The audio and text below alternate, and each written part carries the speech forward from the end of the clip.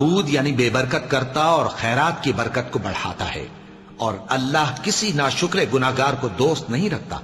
جو لوگ ایمان لائے اور نیک عمل کرتے اور نماز پڑھتے اور زکات دیتے رہے، ان کو ان کے کاموں کا صلہ اللہ کے ہاں ملے گا، اور قیامت کے دن ان کو نہ کچھ خوف ہوگا اور نہ وہ غمناک ہوں گے۔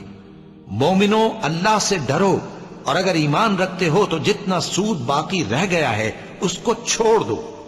پھر اگر ایسا نہ کرو گے تو تم اللہ اور اس کے رسول کی طرف سے اعلان جنگ سن لو،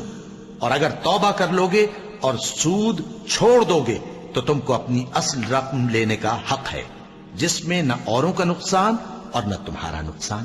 اور اگر قرض لینے والا تنگ دست ہو تو اسے کشائش کے حاصل ہونے تک مہلت دو، اور اگر زر قرض بخش دو تو وہ تمہارے لیے زیادہ اچھا ہے، بشرطے کہ سمجھو۔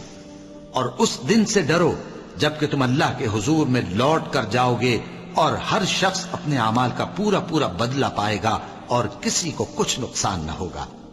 مومنو، جب تم آپس میں کسی میعاد معین کے لیے قرض کا معاملہ کرنے لگو تو اس کو لکھ لیا کرو، اور لکھنے والا تم میں کسی کا نقصان نہ کرے بلکہ انصاف سے لکھے۔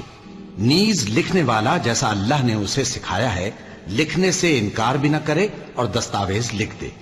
اور جو شخص قرض لے وہی دستاویز کا مضمون بول کر لکھوائے، اور اللہ سے کہ اس کا مالک ہے خوف کرے، اور زر قرض میں سے کچھ کم نہ لکھوائے۔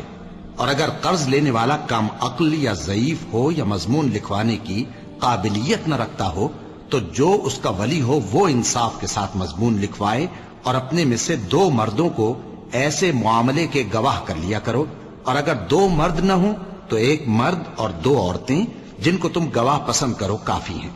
کہ اگر ان میں سے ایک بھول جائے گی تو دوسری اسے یاد دلا دے گی۔ اور جب گواہ گواہی کے لیے طلب کیے جائیں تو انکار نہ کریں۔ اور قرض تھوڑا ہو یا بہت، اس کی دستاویز کے لکھنے لکھانے میں سستی نہ کرنا۔ یہ بات اللہ کے نزدیک نہایت قرین انصاف ہے، اور شہادت کے لیے بھی یہ بہت درست طریقہ ہے۔ اس سے تم کو کسی طرح کا شک و شبہ بھی نہیں پڑے گا۔ ہاں، اگر سودا دست بدست ہو جو تم آپس میں لیتے دیتے ہو تو اگر ایسے معاملے کے دستاویز نہ لکھو تو تم پر کچھ گناہ نہیں۔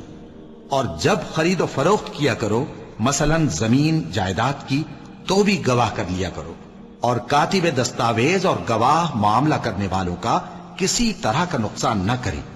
اگر تم لوگ ایسا کرو تو یہ تمہارے لیے گناہ کی بات ہے، اور اللہ سے ڈرو اور دیکھو کہ وہ تم کو کیسی مفید باتیں سکھاتا ہے، اور اللہ ہر چیز سے واقف ہے۔